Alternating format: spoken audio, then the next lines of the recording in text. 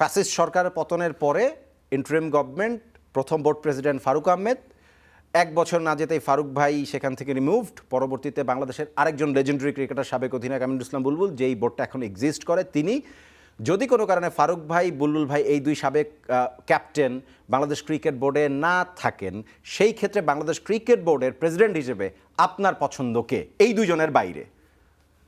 না, বাংলাদেশ ক্রিকেট বোর্ডে এরকম কোনো সম্ভাবনাই নেই এখনো।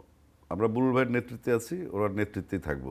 পরে কি অ্যারেস্ট করে সেটা পরে দেখা যাবে। না না, আমি একদম আপনার পার্সোনাল একটা অপিনিয়ন জানতে চাই, এই দুইজন বাদে বাংলাদেশ না, ক্রিকেট। আমি পার্সোনালি যা, আমি ওপেনলি তাই। আমার কোনো ব্যক্তিগত কিছু নেই, কিন্তু আমি সব কিছু বলে ফেলি।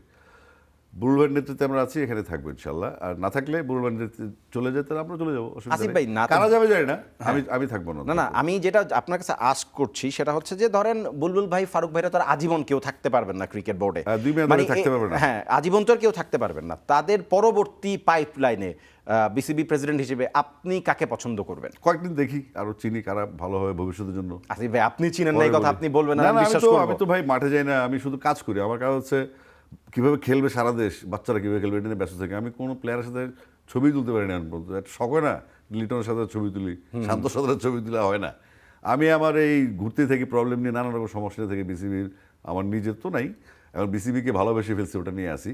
তবে আপনি যেই বারবার যেটা বলছেন বুলবুল ভাই, ফারুক ভাইয়ের পরে আমরা আসলে এখানেই আছি এখনো। পরেরটা কী হবে সেটা যখন সময় আসবে তখন বলবো ডেফিনেটলি।